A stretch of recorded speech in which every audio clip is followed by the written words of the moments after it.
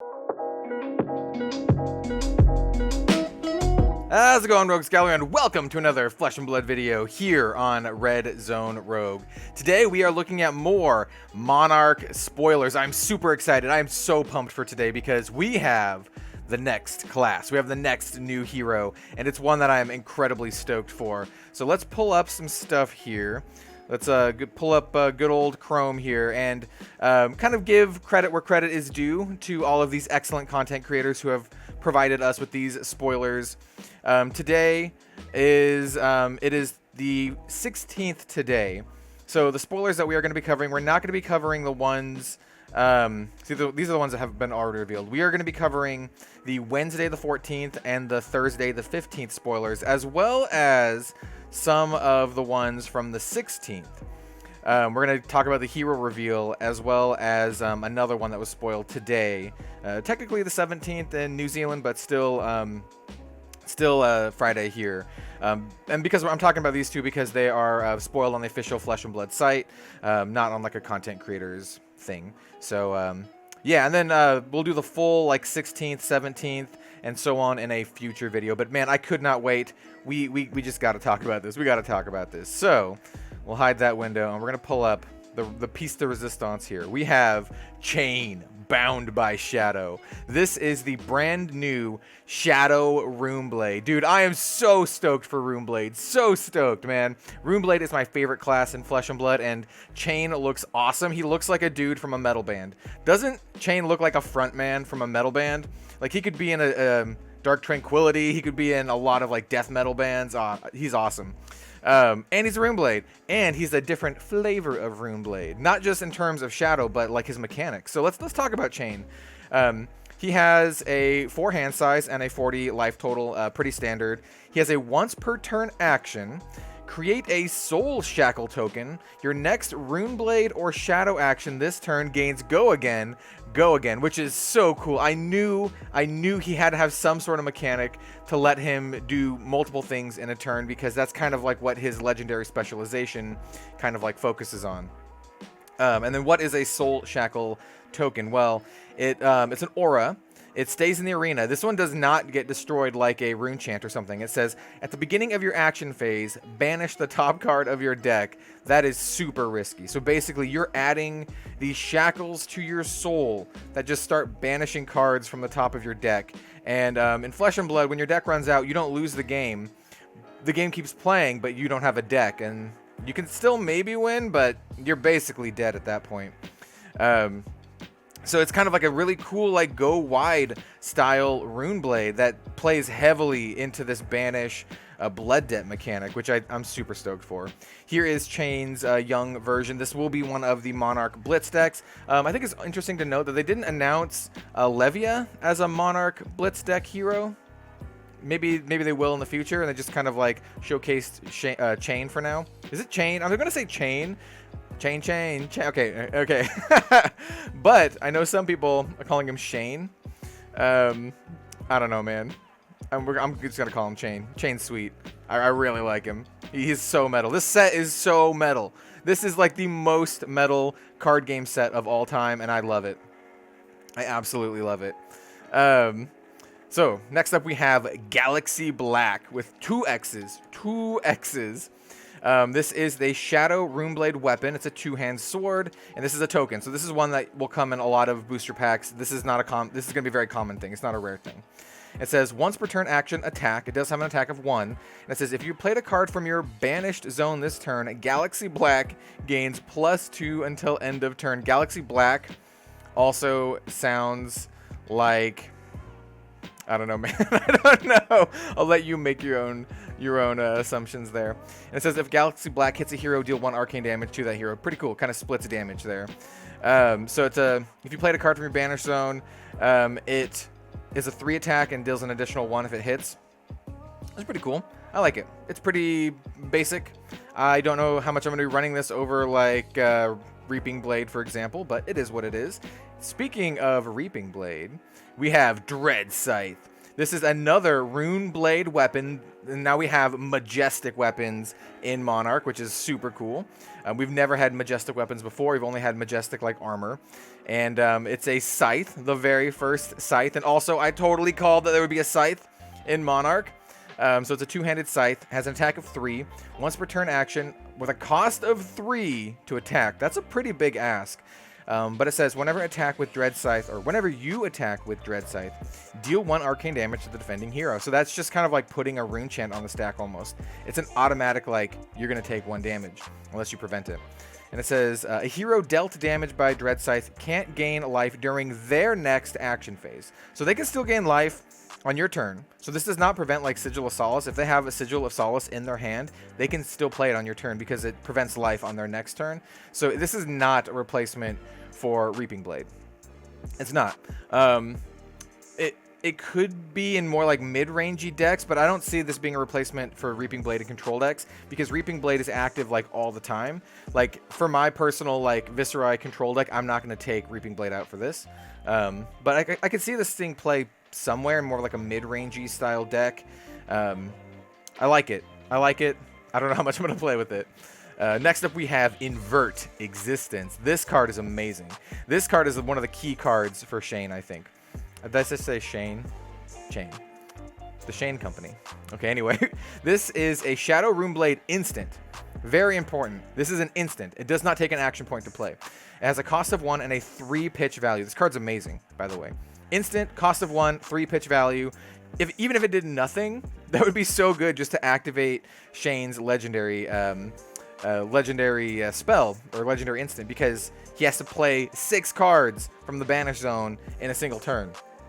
And anyway, what does this do? What does it actually do? So it can be played from your banish zone, obviously, really good. Banish up to 2 cards in an opposing hero's graveyard. If an attack action and a non-attack action card are banished this way, deal 2 arcane damage to them. Pretty sweet. I love the direction Runeblade is going, or at least Shadow Runeblade is going. They deal more than 1 arcane damage, so your opponent can't just have 1 piece of equipment with arcane barrier and just prevent all of your stuff. They need at least 2 to prevent it all, which is sweet. Or at least to have arcane barrier too. I can have 1 piece if the 1 piece had arcane barrier too. And it also has blood debt. This card's amazing. If you're playing Chain, I keep saying Shane. If you're playing Chain, you're going to want a full set of this in the deck. Does damage. It's an instant. Can be played from Banish Zone. Amazing. This card's amazing. It has blood debt because you really want your cards to have blood debt. Next up, we have Bounding Demigod. This is a 0-cost Shadow Runeblade attack action, defense of 3 and 3 attack. By the way, Invert Existence, no defense. That's important to note. But so Bounding Demigod does have a defense of 3.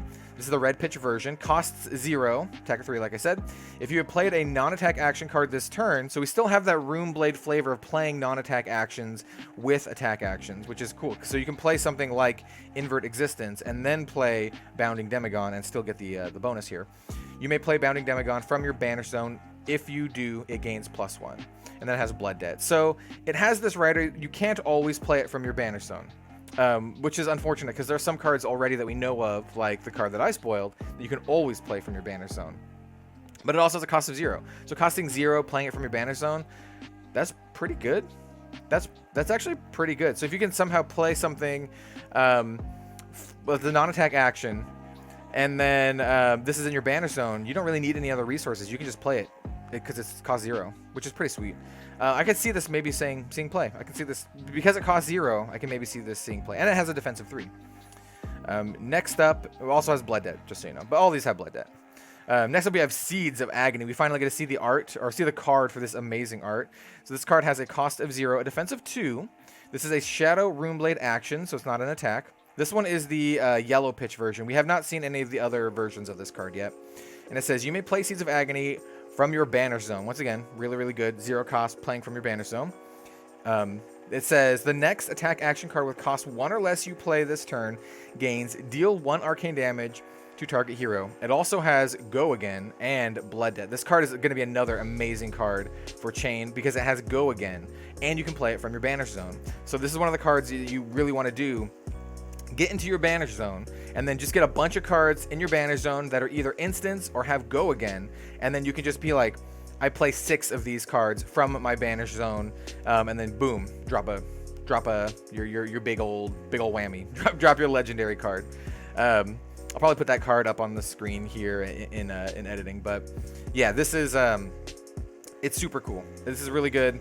I would imagine that the red pitch says cost 2 or less you play this turn, and then the blue pitch is probably cost 0 or less you play this turn. It probably does not augment the damage. So yeah, this card's great. I think it's gonna be really, really good in chain.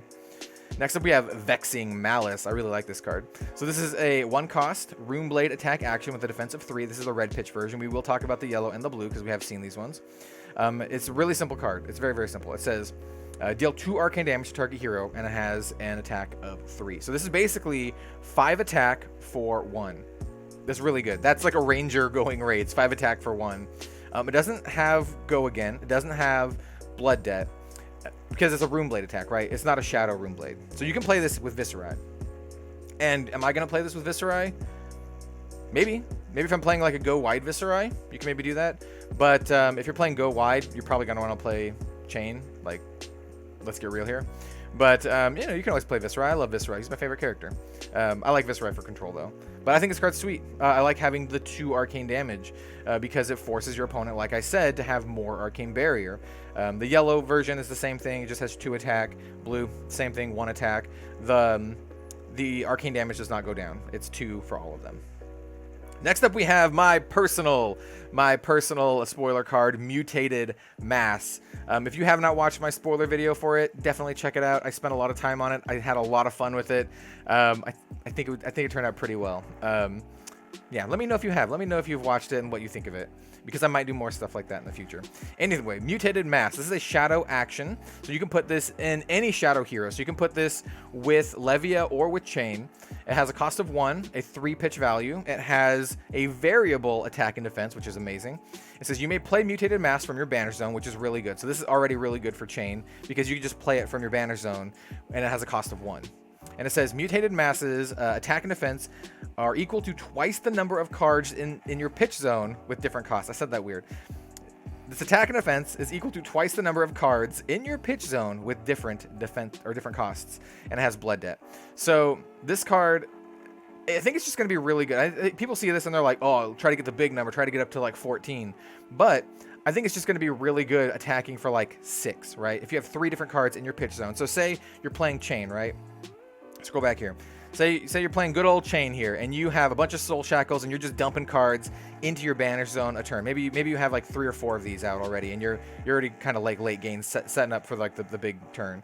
You can have all of these cards in your banish zone, and you can play like multiple Invert Existences or Seeds of Agony, and then finish it all off with a big Mutated Mass, pitching, you know, maybe you pitched like 3 cards from your hand to act, you know, to play some of these other cards here, play the Invert Existence and some other stuff, and attack for 6. And that's at the end of a chain that's already like really long.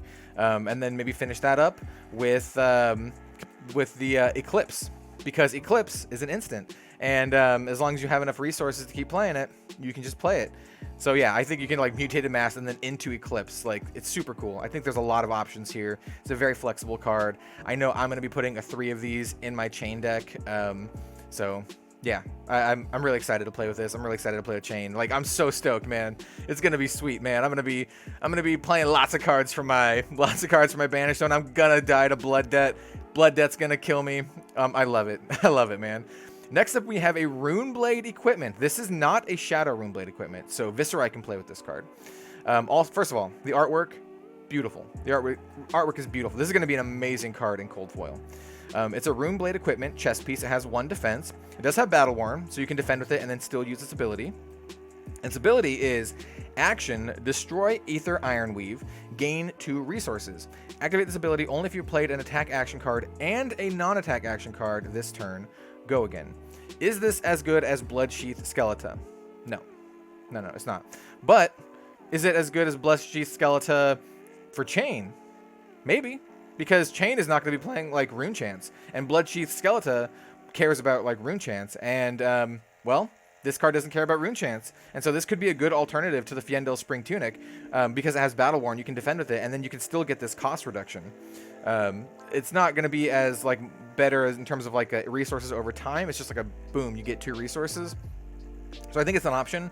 It could just end up being like a budget option. Like I can totally see the tunic still being like the optimal pick, but I think this card's cool, and I think it could be a really good budget option. I mean, I'm definitely going to play with this in limited a lot because, you know, I'm going to be playing Chain, but yeah. Next up we have Ebon Fold. This card is a shadow equipment, so any shadow hero can use this. So both Levia and Chain can use this, and also keep in mind that if more shadow heroes get printed in the future, they could also use that too.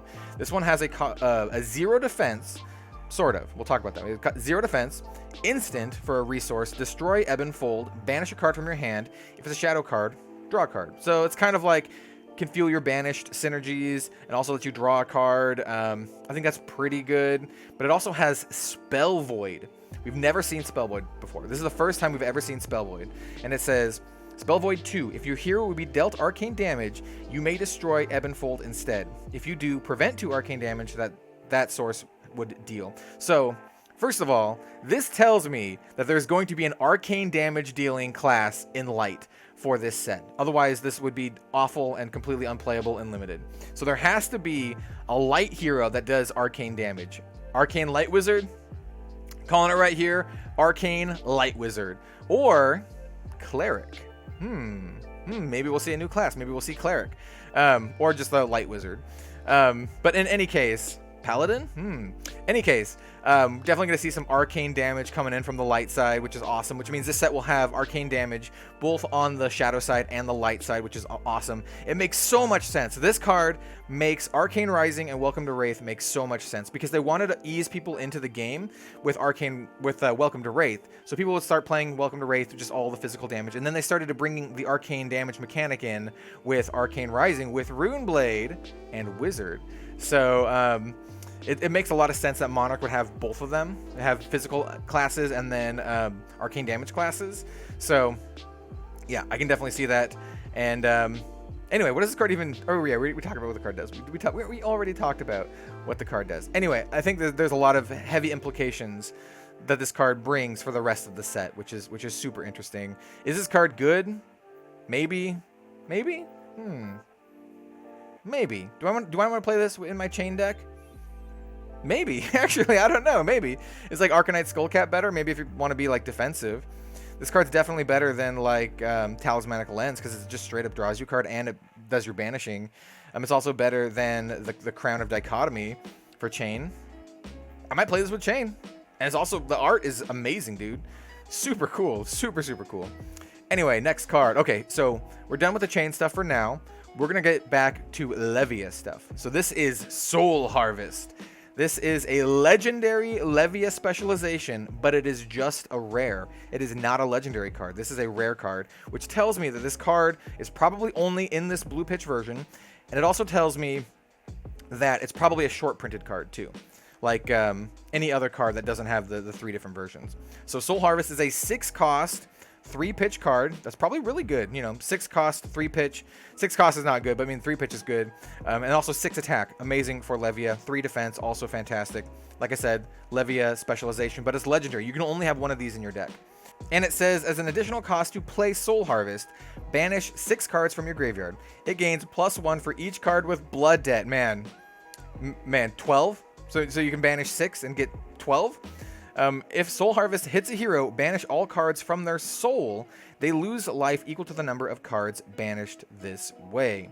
Very interesting. I do like this for like sideboard tech. So maybe if you're playing Levia and you're like, maybe it's not good enough to play all the time in Levia, you can just put it in your deck and then not include it when you're playing against a non-light hero. So I do like that for Classic Constructed. For Blitz, it's hard to say. Maybe run this anyway just because it's cool, but I think it's really sweet. And I think Levia, she's gonna play it. 12 attack for 6 is pretty good, especially if you can like pump that up even further with some of the other cards that we've seen. So yeah, I like it. Next up we have Ravenous Meat Axe. So this is the token card for Brute for this set. This is just a Brute weapon, so Reinhardt and KO can use this. It has an attack of 3, as once per turn action, 2 resources attack. Also the art looks awesome. And it says, Whenever you attack with Ravenous Meat Axe, draw a card, then discard a random card. We're seeing that mechanic a lot in this set. If a card with 6 or more attack is discarded this way, Ravenous Meat Axe gains +2 attack until end of turn. So that's a 5.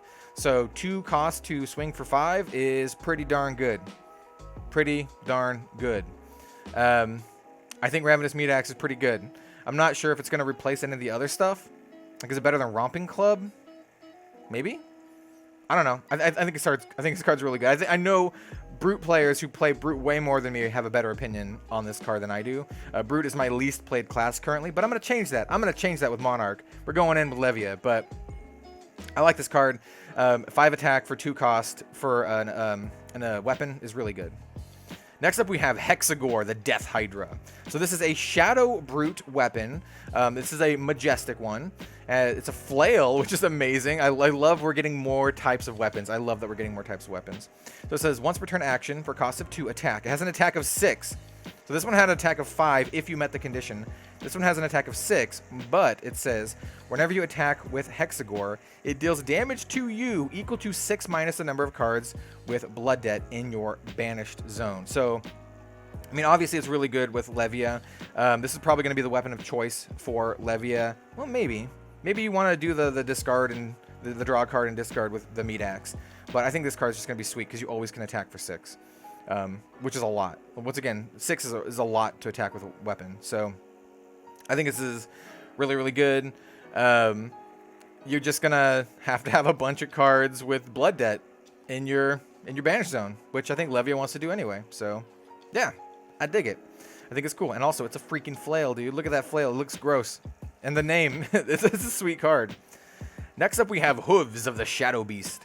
This is a Shadow Brute equipment. These are legs. It has 1 defense and also has Battle Worn, so you can defend with it and then use its ability. And it says, whenever a card with 6 or more attack is put into your banish zone, you may destroy Hooves of the Shadow Beast. If you do, gain 1 action point. So this is a more consistent way of gaining action points. It's way more consistent than the Scabskin Leathers, but Scabskin Leathers is more fun. I mean, just Scabskin Leathers is more fun. But this is also common. I mean, this is a common card, so it's going to be really easy to get. Like, this is basically like a budget Scabskin Leathers for Levia. It's only Shadow Brute, but I think it's pretty good. Is it better than Scabskin? I don't think so. I mean, Scabskin's more random. This card's not quite as random, but this one also destroys it, and Scabskin you can use like over the course of an entire game. I think Scabskin's like just better, but I think this card's still cool. I think it's a good budget version, and I think it's great for limited. So yeah, I mean, I'm probably going to test out playing with it, but I imagine, I would bet that I'll probably end up just playing with the Scabskin instead. Next up, we have Deep-Rooted Evil. This is a 3-cost yellow pitch card, which is pretty good, with an attack of 6, so that's pretty good. You want to have basically attack of 6 with high pitch value as possible for Brute. That's kind of like the formula for like a really good Brute deck. This is a Shadow Brute attack action with a defense of 0, so no defense, which is crazy. Keep that in mind. You definitely want to mitigate that for your decks. And it says, if a card with 6 or more attack has been put into your banish zone this turn, you may play Deep-Rooted Evil from your banish zone and has Blood Debt. So it's kind of a very underwhelming card, right? It's not really flashy. Doesn't have any cool effects like, we're going to go back to Mutated Mass. It doesn't have any cool effects like Mutated Mass. Mutated Mass you can always play from your banish zone. It also has a pitch of 3. This one only has a pitch of 2, and it costs 3. But it has a 6 attack, right? And so that's what you really care about, that 6 attack. And just being able to play it from your banish zone is great. So this is just going to be a good, consistent card for Levia. I'm not sure if you're going to be running the full set, but I imagine you're probably going to want to run this card in Levia. I mean, 3 costs for 6 attack isn't super good, but just being able to always swing with it from your banish zone if you meet that requirement is pretty good. But it does seem kind of underwhelming, I'll be honest. Next up, we have Boneyard Marauder. Also, the art in this card is awesome. It's super cool. This is another Shadow Brute attack action. Defense of 3. Yo, it's got defense. This is the red, but we also have the blue and the yellow, respectively. And it says, as an additional cost to play Boneyard Marauder, banish 3 random cards from your graveyard, and it has Blood Debt. This card's sweet. This is going to be one of the ways you fuel your Levia banish synergies. It's a 6 attack for 1, which is amazing. This is going to be a staple for Levia, at least the red pitch. The blue and the yellow, I mean, 5 attack for the yellow and 4 for the blue. it's not where you want to be because it's not going to trigger all of your other 6 attack synergies. I can imagine every deck is going to run at least 3 of the red, but I'm very dubious about the yellow and the blue, to be honest. Next up, we have Deadwood Rumbler. So this card. So this has a cost of 3, an attack of 8. That's really good. Cost of 3 and attack of 8 is really good. And it says, draw a card, then discard a random card. If a card with 6 or more attack is discarded this way, banish a card from a graveyard. Not just your graveyard, any graveyard. So that's pretty cool. So it can fuel your blood debt graveyard, banish zone shenanigans. But you can also banish stuff from your opponent's graveyard if it's relevant. So that's pretty good. It also has blood debt and an attack of 8, which means the yellow has an attack of 7. And the blue has an attack of 6. So the big key thing here with this card is it has no defense, right? If this card had defense, it would be strictly better than like any of these other cards. Because just being able to defend with it and then, being able to banish it from other abilities like the Boneyard, Marauder, and then, just doing all that kind of shenanigans would be great. But it does not. Also, this card itself cannot be played from the banished zone without, any other card effects. So I think it's good. I think you'll probably play with at least some number of these in Levia, especially like the blue one. You probably play with the blue one a lot, I can imagine. This is a card where the 8 one looks really nice, like the 8 attack is just super nice, but I can see you playing with the blue one a lot just for that pitch value. All right, next card, we have Dread Screamer. This card's art is horrifying and horrendous. It's just great, man. It's just great. So this is a 6 attack, 2 cost, a red pitch card with a 3 defense, which is sweet, man. Like seeing these cards with defense is really sweet. We also have the yellow with 5 attack and the blue with 4 attack. And it says, as additional cost to play this, banish 3 random cards from your graveyard. Pretty good. 2 cost, 6 attack, and also the banish synergy. And it says, if a card with 6 or more attack is banished this way, it gains Go Again. This card's sick. This card's really good. Sick in more than one way, right? Sick because it is just gross, but sick because it's like really good. So yeah, this card, at least the red pitch, you're gonna put this in your Shadow Brute decks, dude. Card's super good. The other two, I don't know, man. Next up we have, oh dude, I love this card. Tear Limb from Limb. This card was spoiled by one of the most underrated Flesh and Blood content creators, Session Blood. Highly, highly underrated. Just great podcast. Anyway, this card's also great. So this has a 0 defense, which is very important. 0 defense. This does have a blue pitch value. Pretty good. Cost of 2. Pretty good. Has Go Again. Pretty good. But, man, just read this effect. Draw a card, then discard a random card. If a card with 6 or more attack is discarded this way, the next brute attack action card you play this turn gains plus X, where X is its base. What? This effectively doubles your next brute attack action card. Has to be an attack action card this turn. That's super good. That's super good. It's also just a regular brute card. You can play this with Reinhardt. You can attack with Alpha Rampage for 18. Bruh, Alpha Rampage for 18. Yeah, so this is good. This is really good. No defense is a little scary, but this card's gonna kill me. This card is gonna kill me in many matches. I'm just gonna be having a grand old time, doing some Runeblade stuff, getting some soul shackles, killing myself like with my my banish zone and blood debt, and they're just gonna be like, tear limb from limb, 18 you, and I'll be like, I guess I die, huh? Yeah, I mean those are my thoughts on this card. It's gonna kill me. It's good and it's gonna kill me. Next up, we have Surging Militia. This is a 2-cost 5 attack action with a defense of 2, and it says Surging Militia has +1 for each non-equipment card defending it. Pretty interesting. So this card is just really hard to defend against. By the way, the yellow is 4 and the blue is 3. I think this card is a great limited card because it's just really hard to defend against. So you can think of it in kind of like a different way, right? Where it means that if your opponent is defending with a card that has a defense value of 3, it only has a defense value of 2 then, because this card gets pumped up, thereby nullifying one of the defense there. So, I mean, that's pretty good. I mean, conversely, it also makes cards that defend for 2 only defend for 1. So it's just a really, really hard to defend against card. Will it see play? I don't know, man. I don't know what kind of constructed deck this will fit in. It has a cost of 2, attack of 5, only defensive 2. I think it's really good for limited. That's my stance. Really good for limited. I don't think it'll say play in constructed or blitz. Maybe, but probably not.